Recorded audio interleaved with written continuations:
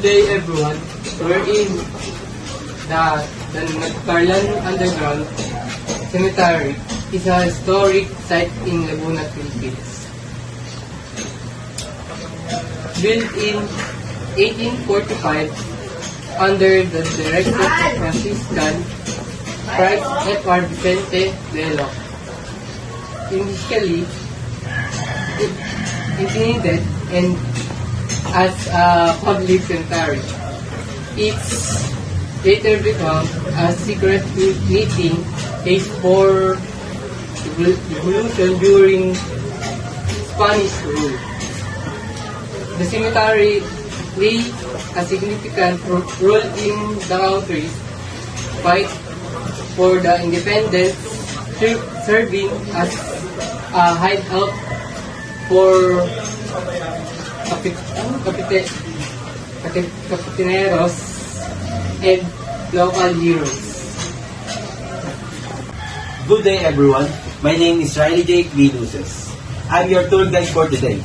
Welcome to the National Shrines and Parish of San Antonio de Padua in Pilar, Laguna. A historic church founded in 1578 by Franciscan friars Juan de Plasencia and Diego de Oropesa, with its current stone structures completed in 1617, making it one of the oldest and most revered churches in the Philippines. The church was declared a Diocesan Shrine in 2002 and elevated into National Shrines in 2019, and recognizes its importance as a center and faith and culture in the Philippines. And thank you for joining in our tour in Pilar, Laguna. Good day and welcome to Enchanted Kingdom. I'm Justin Cadigan. I'm your tour guide for today. Enchanted Kingdom, founded by Mario and Cynthia Mamon, opened in October 1995, with help from International Association of Amusement Parks and Attractions. Enchanted Kingdom faced struggle in 1993, but recovered in 2003. And for ticket prices, 1,200 to 1,400. And if you're senior citizen and PWD, less discount. And for rides, we have a Wheel of Fate and Space Shuttle. And interactive experience like roller coaster, roller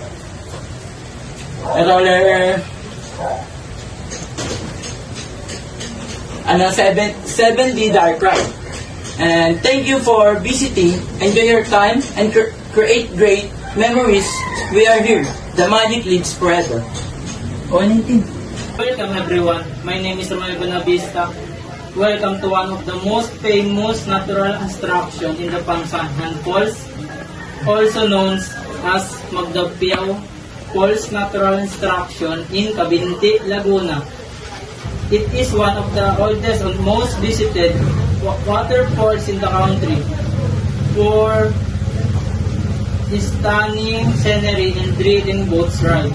The boat ride refers to us shooting the rapid involved skilled boatmen navigating through strong currents and narrow canyons.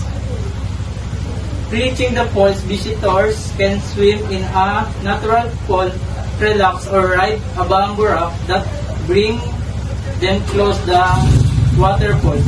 The falls have historical significance dating back to the Spanish colonial period and have been featured in international films showcasing natural beauty of the Philippines. The area is rich in biodiversity, which effort from local communities and the government to preserve the environment and promote responsible tourism. Pangsanhan Falls represent not only adventure and natural beauty, but also Filipino pride, offering visitors both excitement and relaxation. Thank you for joining this tour. Yeah. Good day everyone. Welcome to Rizal Shrine in Calamba, Laguna. My name is David Villegas and I will be your tour guide today. Welcome visitors to the Rizal Shrine in Calamba, Laguna. Replica of Dr. Rizal Ancestral Home.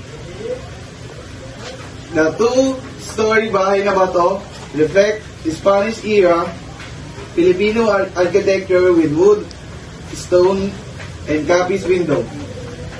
Calamba names came from Kalanbanga, clay stove and pot. Rizal born in June 19, 1861. Was a doctor, writer, and national hero whose write novel Noli Me Tangere and El Filibusterismo. Through the fight for freedom, the property includes the family former garden where he spent his childhood. And the house is done as a symbolic Philippine nationalism. Thank you for joining our tour. We hope you learn more about Dr. Rizal. Enjoy the rest of the day. Thank you. Hello everyone, I'm your tour guide today. I'm Bernard Manuel and welcome to the Taytay Falls.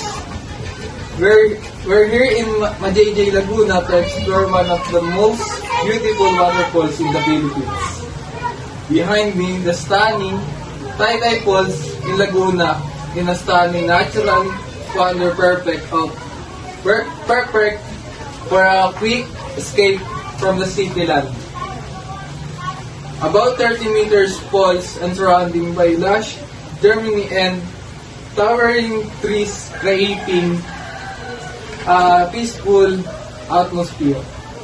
And thank you for joining to our trip